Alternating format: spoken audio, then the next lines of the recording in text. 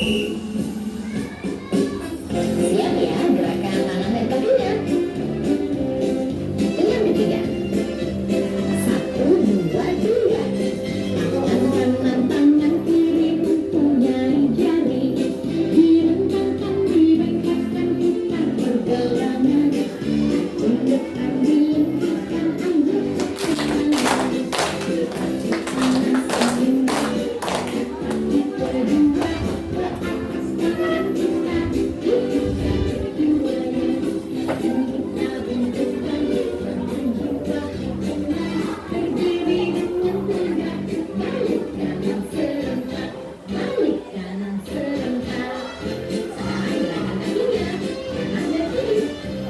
Kaki kanan, kaki kiri di tempat gerakan, kaki kanan samping kiri putar ke belakang, hadap kanan hadap kiri lalu putar badan, tepuk tangan seimbang, kaki kedua ke atas tangan kita, hidupkan keduanya, dan kita bentukkan badan jiwa hukuman, berdiri dengan tegak, balik kanan serentak, balik kanan serentak. Gerakan balik tangannya, kanan kanan tangan kiri, siap ya. Tangan kanan tangan kiri mempunyai jari, direntangkan, dibengkakkan, putar pergelangan, tunjukkan, dilengkapkan, angguk ke kanan, berpadu tangan seimbang, kaki kedua ke atas tangan kita, hidupkan keduanya, dan kita bentukkan badan jiwa tenang, berdiri dengan tegak, balik kanan serentak, balik kanan serentak. Gerakan kakinya, kaki kanan kaki kiri di tempat gerakan,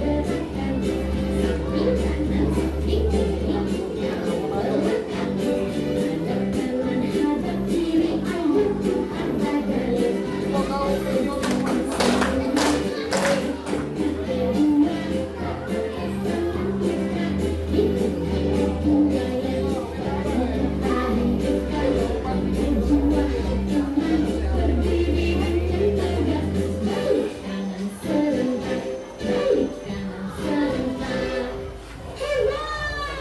kaki kedua ke atas tangan kita, hidupkan keduanya, dan kita bentukkan badan jiwa hukuman, berdiri dengan tegak, balik kanan serentak,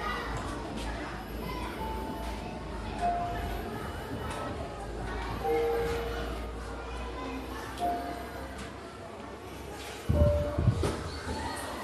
Hebat! Yo. Minggu kemarin kita sudah belajar apa? Berpikir komputasional. Ada yang tahu apa arti berpikir komputasional? Zia? Berpikir komputasional adalah peserta didik memiliki kemampuan untuk menyelesaikan permasalahan atau persoalan sehari-hari dengan menggunakan teknik komputer. Nah, itu ya. Kemarin kita belajar tentang berpikir komputasional, bahwa berpikir komputasional itu kita bisa menyelesaikan permasalahan dengan menggunakan teknik komputer, seolah-olah kita ini komputer. Nah, padahal kita ini manusia. Ya. Di dalam berpikir komputasional itu ada 4 prinsip. Coba siapa yang bisa? Raska? Satu apa?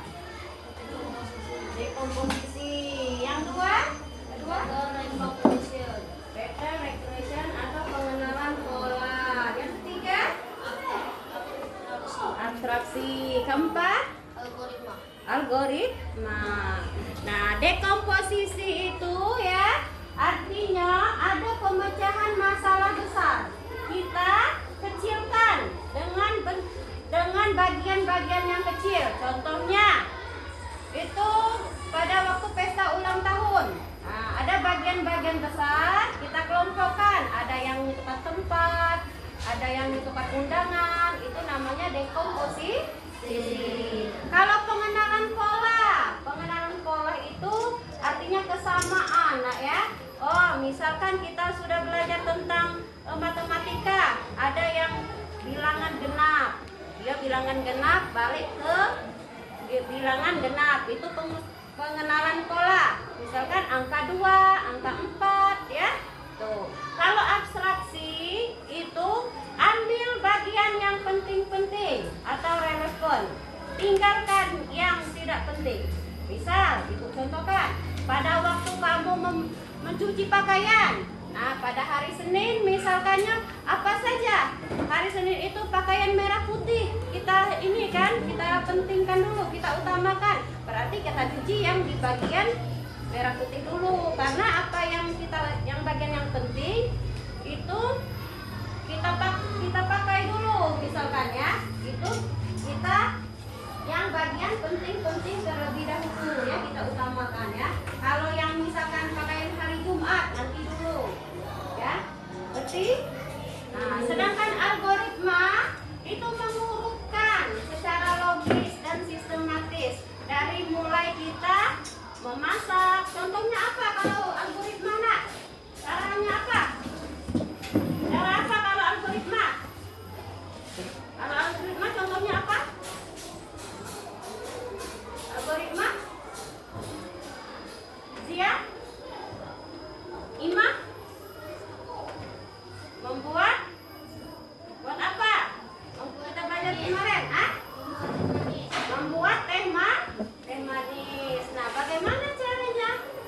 Kita siapkan terlebih dahulu gelas. Sudah itu ambil gula, ambil teh. Sudah itu masukkan air panas, lalu aduk. Setelah itu siap disajikan, teh siap diminum. Itulah kita berpikir komputasional. Pada hari ini kita belajar tentang konsep dasar kecerdasan artifisial.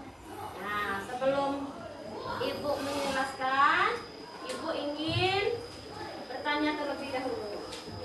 Pernah nggak kamu menggunakan Google Translate, nak? Nah, kamu punya HP nggak, nak? Punya. Di HP itu bagaimana cara membukanya?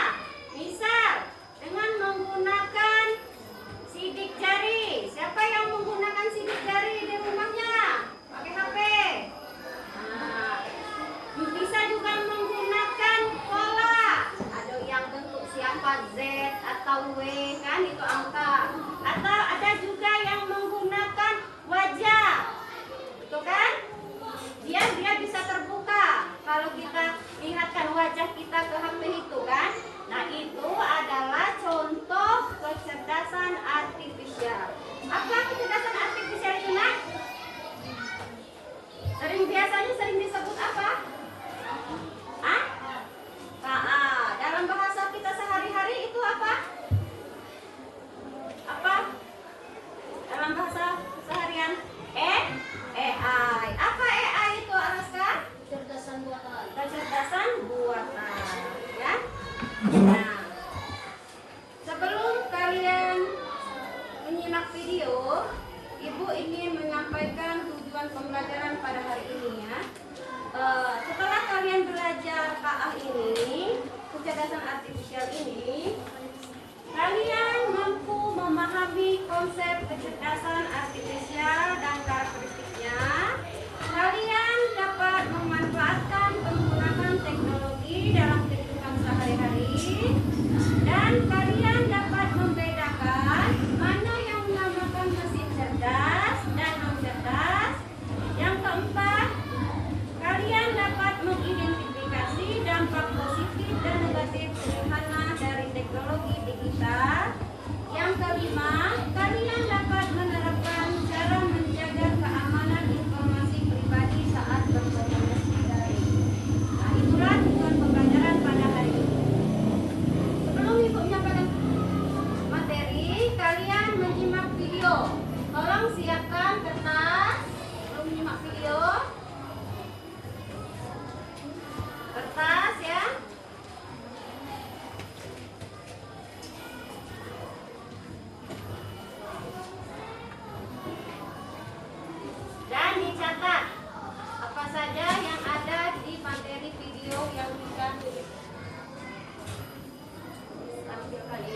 Hari ini kita akan belajar coding dan kecerdasan artifisial dengan materi konsep dasar kecerdasan artifisial fase C untuk kelas 5 dengan materi mesin cerdas dan non cerdas. Baik, mari kita mulai pembelajarannya. Catat ya. Di sini kita akan mendefinisikan kecerdasan artifisial, karakteristik kecerdasan artifisial, mesin cerdas dan mesin non cerdas, macam-macam KA, cara kerja KA, dan limitasi kecerdasan KA. Nah, pada kesempatan kali ini kita akan mencari tahu apa sih kecerdasan artifisial itu. KA pertama kali digunakan dalam lokakarya di Darmstadt College pada tahun 1966 untuk mendeskripsikan ilmu dan rekayasa dalam menciptakan mesin cerdas, terutama program komputer yang cerdas. Dalam KBBI kita mendefinisikan sebagai program komputer yang memiliki kecerdasan manusia, seperti mengambil keputusan, menyediakan dasar pengetahuan dan karakteristik Catat manusia ya. lainnya. Hal-hal yang penting nanti Berarti ditanya. secara sederhana, KA adalah teknologi yang membantu komputer belajar dari pengalaman dan melakukan tugas tanpa perlu diperintah oleh manusia secara langsung. Nah, berikut adalah konsep dasar KA. Jadi KA belajar dari data atau machine learning.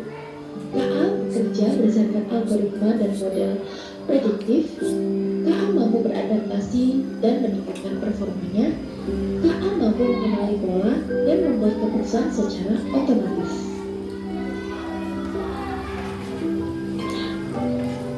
Dengan demikian dapat kita simpulkan bahwa KA bukan hanya sekedar program komputer biasa.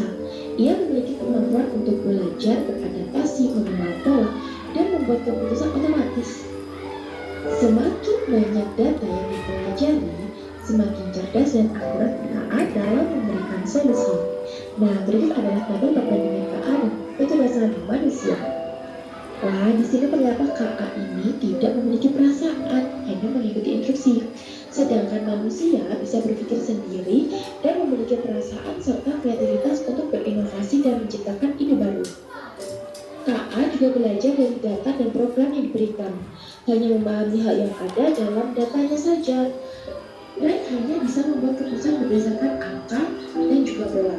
Sedangkan manusia bisa belajar banyak hal yang berbeda dan beradaptasi dengan nyaman melalui interaksi sosial tentunya.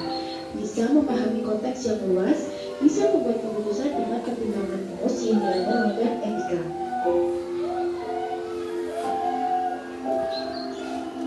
Nah, kali ini kita masuk ke mesin cerdas dan mesin non cerdas.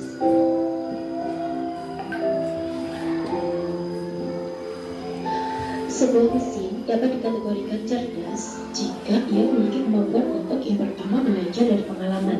Jadi tidak hanya mengikuti instruksi yang sama berulang kali. Kemudian menyesuaikan diri dengan perubahan tanpa perlu diprogram ulang. Dan membuat keputusan sendiri berdasarkan data yang dikumpulkan. Tabel di bawah ini adalah perbandingan mesin cerdas KA dan mesin non cerdas konvensional. Mari kita cermati bersama-sama. Pada aspek cara kerja, mesin cerdas bisa belajar dari pengalaman dan memperbaiki kinerjanya. Sedangkan mesin non cerdas hanya bekerja sesuai instruksi yang sudah diprogram. Dalam aspek adaptasi, mesin cerdas bisa menyesuaikan diri dengan kondisi baru tanpa perlu diperintah ulang. Sedangkan mesin non cerdas tidak bisa menyesuaikan diri, hanya mengikuti pola tetap. Pada aspek pengambilan keputusan, mesin cerdas bisa mengambil keputusan sendiri berdasarkan data yang ada, sedangkan mesin non cerdas memerlukan intervensi manusia untuk setiap keputusannya. Berikut adalah contoh mesin cerdas yang menggunakan teknologi KA. Asisten virtual seperti Google Assistant atau Siri, yang bisa menjawab pertanyaan, mengatur alarm, dan memberikan saran berdasarkan kebiasaan penggunanya. Kemudian ada KA Chatbot, layanan penggunaan otomatis pelanggan otomatis yang biasanya ada di aplikasi belanja seperti e-commerce dan lain sebagainya. Mobil otonom tanpa pengemudi yang bisa berjalan sendiri dengan menggunakan sensor dari KA untuk mendeteksi jalan, lalu lintas, dan ramah lalu lintas lainnya. Berikut adalah contoh mesin non cerdas. Jadi tapi hanya berfungsi sesuai dengan perintah manusia. Contohnya adalah kalkulator. Kalkulator itu pintar, tetapi hanya bisa melakukan perhitungan cepat, tetapi tidak bisa belajar atau memahami maksud penggunaannya. Jadi ketika kalkulator ini mengalami error atau terjadi kesalahan, memerlukan bantuan manusia, tidak bisa mengambil keputusan sendiri. Yang kedua, mesin cuci manual yang masih harus diatur oleh manusia untuk memilih mode pencuciannya, serta tidak bisa menyelesaikan jumlah air atau kecepatan putaran secara otomatis berdasarkan beban cucian. Yang ketiga, ada remote TV yang hanya bisa berfungsi untuk mengatur saluran channel TV ya, dengan cara menekan tombolnya. Ia pun tidak bisa menyesuaikan sendiri untuk berpindah ke acara yang disukai si pengguna atau histori tontonannya. Nah, materi ini akan kita pelajari lebih lanjut di pertemuan selanjutnya. Terima kasih telah menyaksikan video ini. Semoga bermanfaat. Sampai jumpa di video selanjutnya. Assalamualaikum warahmatullahi wabarakatuh. Setelah kalian menyimak video tadi, apa yang namanya mesin cerdas dan non cerdas itu tadi? Coba ada yang tahu? Contoh mesin cerdas dan non cerdas? Apa sih ya? Asisten virtual. Asisten virtual itu termasuk mesin cerdas atau non cerdas? Cerdas. Cerdas. Yang non cerdas? Mesin cuci.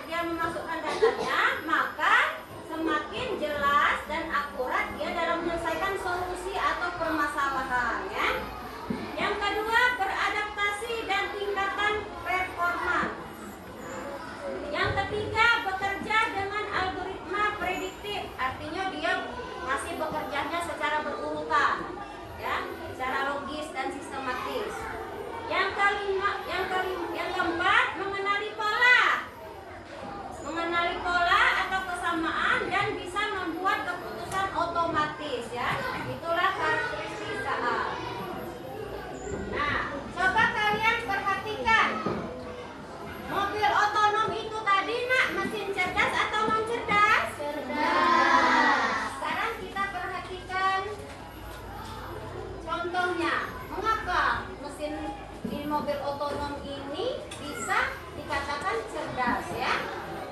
Nah, kita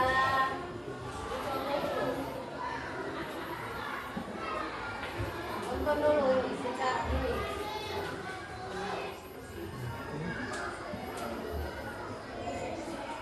Dari debu, rambut, kotoran, dan tumpahan. Karena aku ini semakin konsisten, jadi aku tinggal nyalain aja deh. Terus biar dia bekerja sambil aku ngerjain hal yang lain. Kalau untuk bersih-bersih, aku punya ini nih, si Avaru ini. Robot vakum yang bisa bersihin kamar aku dari debu, rambut, kotoran, dan tumpahan. Karena aku ini semakin konsisten, jadi aku tinggal nyalain aja deh. Terus biar dia bekerja sambil aku ngerjain hal yang lain. Kalau untuk bersih-bersih, aku punya ini nih, si Avaru ini. Robot vakum yang bisa bersihin kamar aku dari debu, rambut, kotoran, dan tumpahan. Karena aku ini semakin konsisten, jadi aku tinggal nyalain aja deh. Terus biar dia bekerja sambil aku ngerjain hal yang lain. Kalau untuk bersih-bersih, aku punya ini nih, si Avaru ini. Robot vakum yang bisa bersihin kamar aku dari debu, rambut, kotoran, dan tumpahan. Karena aku ini semakin konsisten, jadi aku tinggal nyalain aja deh. Terus biar dia bekerja sambil aku ngerjain hal yang lain. Kalau untuk bersih-bersih, aku punya ini nih, si Avaru ini. Robot vakum yang bisa bersihin kamar aku dari debu, rambut, kotoran, dan tumpahan. Karena aku ini semakin konsisten, jadi aku tinggal nyalain aja deh. Terus biar dia bekerja sambil aku ngerjain hal yang lain. Kalau untuk bersih-bersih, aku punya ini nih, si Avaru ini. Robot vakum yang bisa bersihin kamar aku dari debu, rambut, kotoran, dan tumpahan. Itu ya. Bisa nggak membedakan mesin cerdas dan non cerdas?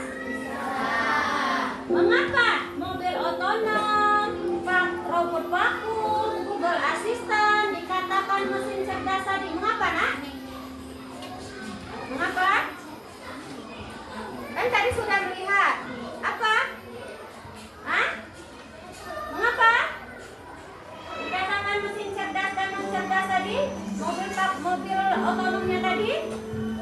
Mobil otonom, Google Assistant. Karena dia bekerja secara otomatis tanpa bantuan manusia. Mobil otonom tanpa sopir, dia bisa parkir sendiri. Robot vakum tadi, dia bisa membersihkan dan debu-debu, ya. Sudah itu Google Assistant, bisa juga kita mendengar berbicara ya. Apa yang kita minta di Google Assistant itu langsung keluar semua. Ya itu makanya dia dikatakan mesin cerdas. Nah, coba di sekitar kalian Google Translate. Nah, ada nggak di sekitar kita? Ada? Google Translate? Robot vakum ada nggak? Pernah nggak? Tadi kan sudah melihat. Sekarang YouTube. Pernah nggak melihat YouTube? Pernah nggak menggunakannya? Nah, pernah. Dalam apa kamu membuka YouTube? Misalkan dalam apa? Permainan atau untuk sekolah? Mencari tugas-tugas? Nah, itu termasuk AI atau KA ya. Tuh. Nah, tapi tidak semua mesin itu adalah AI, nah, ya. Juga dikatakan itu mesin non cerdas. Nah, apa itu kecerdasan artifisial? Kecerdasan artifisial itu adalah kemampuan mesin meniru kecerdasan manusia pada tugas tertentu. AI itu belajar dari data, mengenali pola, dan membuat keputusan terbatas. AI bukan manusia, nah, tapi bisa lebih cepat, teliti pada tugas spesifiknya. Itulah kecerdasan artifisial atau biasa disering kita dalam kehidupan sehari-hari kita menyebutnya AI ya. Itu namanya kecerdasan apa nak? Kecerdasan apa? Kecerdasan buatan. Nah, ini contoh mesin cerdas dan non cerdas ya. Mesin cerdas dan non cerdas. Coba kalkulator itu mesin cerdas atau non cerdas? Robot penghisap debu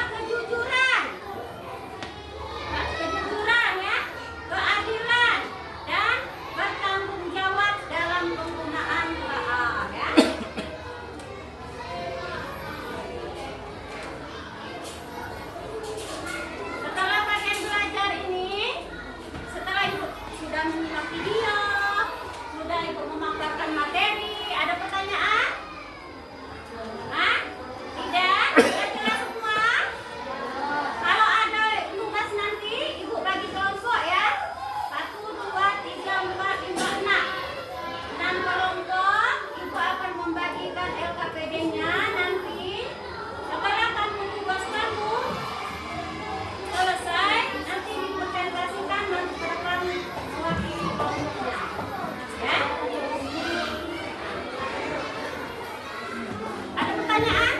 Bagikan? Hah? Sudah jelas semua? Sudah dicatat semua?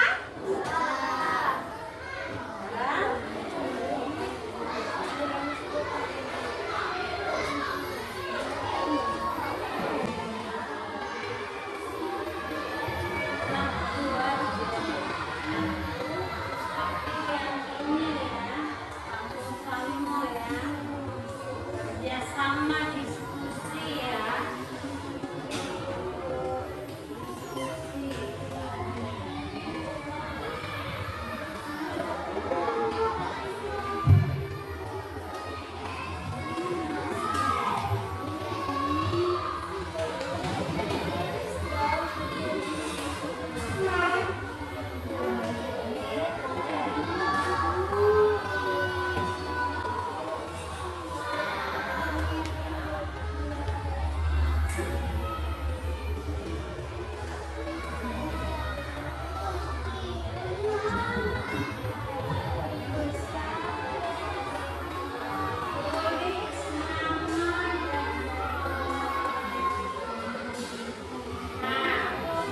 Sebelum kalian mengerjakan RKPD, Ibu jelaskan dulu cara kerjanya.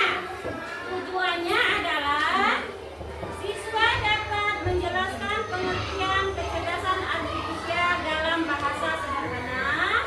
Yang kedua, siswa dapat menemukan contoh penerapan di sekitar mereka.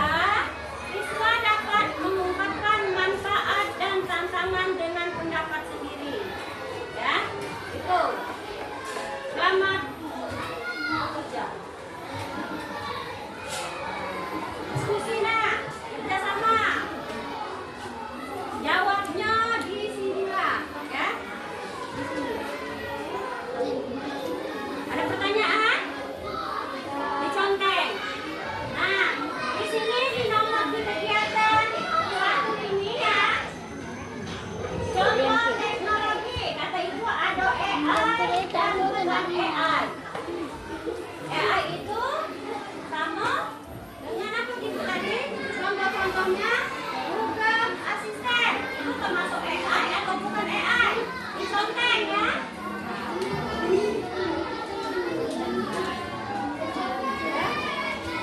Bisa.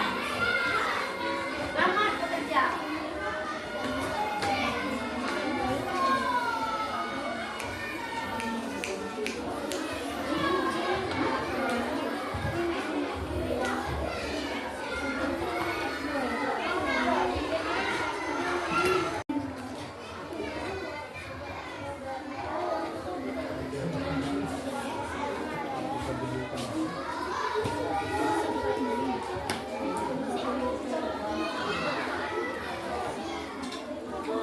Bisa nak?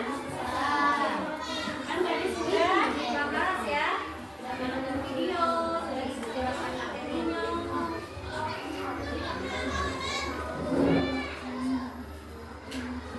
Ada yang lain sudah? Apa kata ibu tadi manfaat AI? Manfaat AI tadi apa? Buka bukunya. Yang dicatat tadi.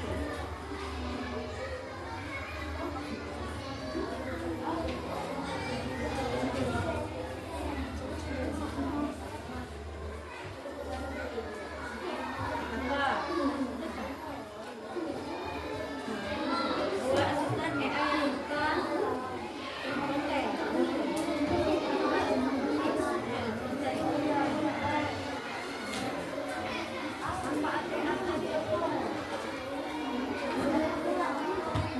Ada yang lah sudah nak? Apa? Konten, konten di bawahnya.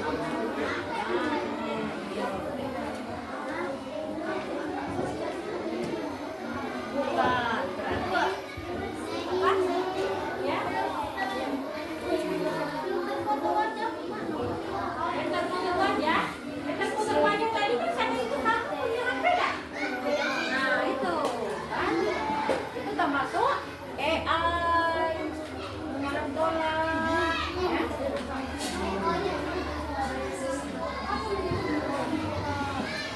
Apalagi?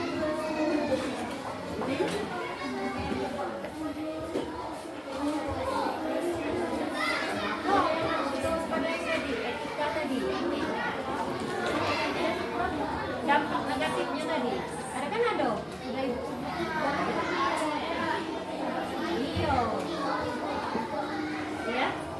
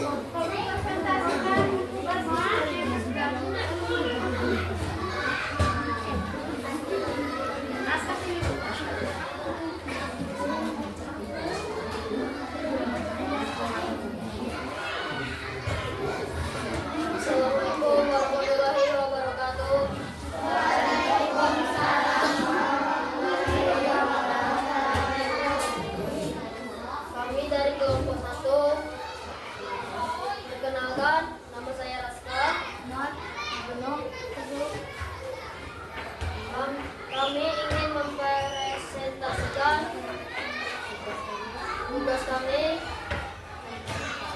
tentang KA. 1.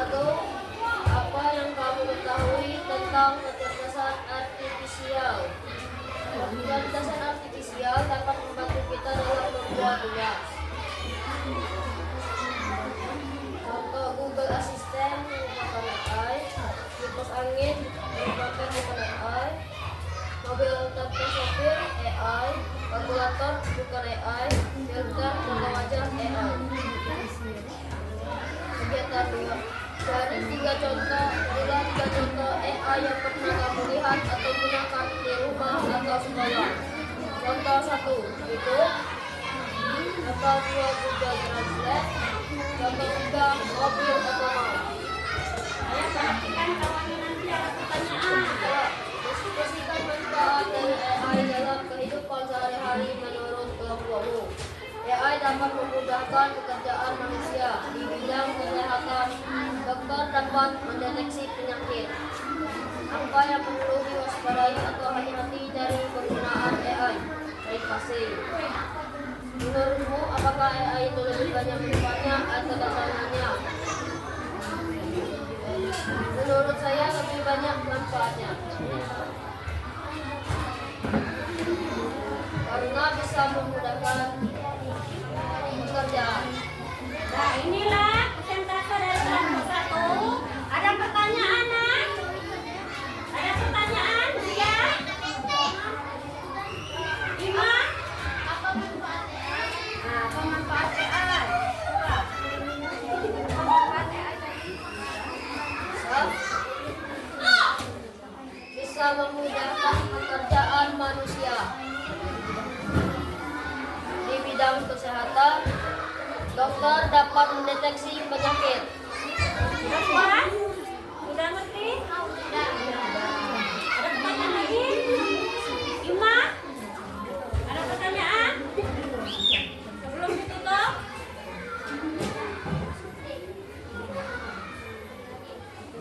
Gisel, ada pertanyaan, Aska? Tidak ada, jelas? Kalau sudah jelas, Ibu akan memberikan penguatan ya, bahwa AI itu ya, contoh-contohnya itu Google Assistant sudah kita pelajari tadi, bahwa itu termasuk AI. Kipas angin tadi bukan AI. Mobil tanpa sopir atau mobil otonom AI. Kalkulator bukan AI. Filter foto wajah AI. Nah, kalian bisa membedakan AI dan bukan AI. Nah, selain itu manfaatnya apa tadi? Bisa menyelesaikan atau memudahkan pekerjaan kita sebagai manusia. Ya. Apa yang perlu kita hati-hati dalam penggunaan AI tadi? Privasi. Ya, itu saja. Coba tutup dulu. Assalamualaikum warahmatullahi wabarakatuh. Kasih W, kasih O, kasih W.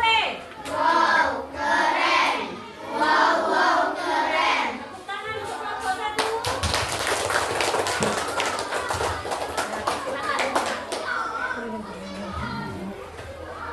Sekarang kelompok 2, siap.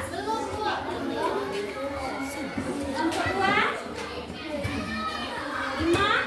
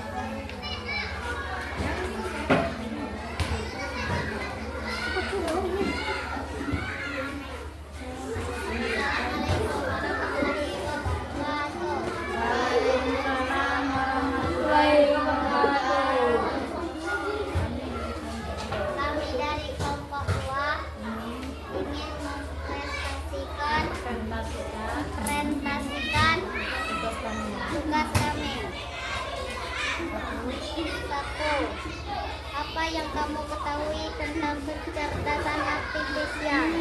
Bisa belajar dari pengalaman dan memperbaiki kinerjanya.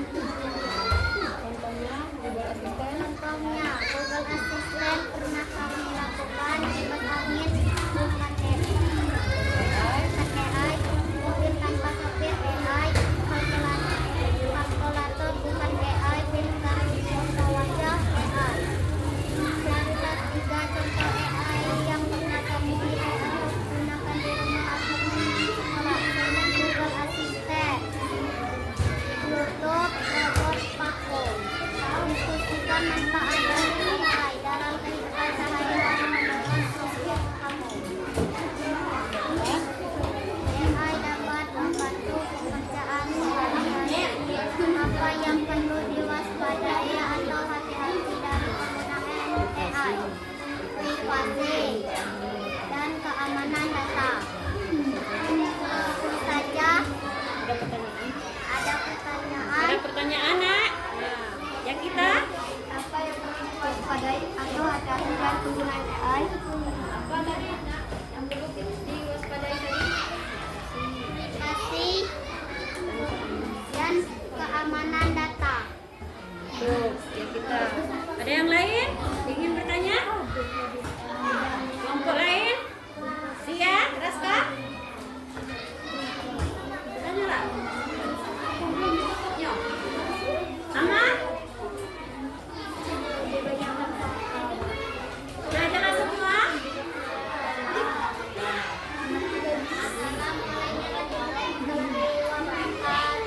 Waalaikumsalam warahmatullahi wabarakatuh.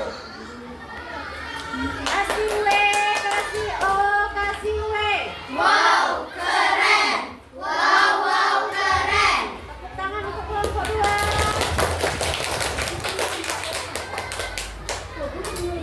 Kelompok 3. Sudah.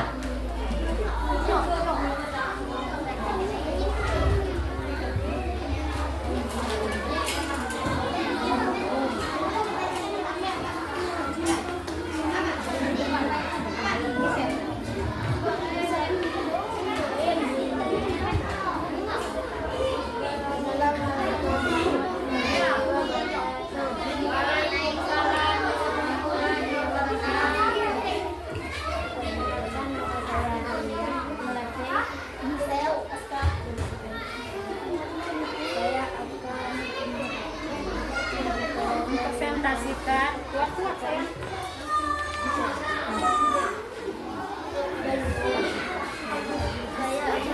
Kuat-kuat sayang. Satu, apa yang kamu ketahui tentang kecerdasan artifisial AI? AI untuk belajar. Satu, Google Assistant AI. Dua, kipas angin bukan AI. Tiga, mobil tanpa sopir AI. Empat, kalkulator bukan AI. Lima, pintar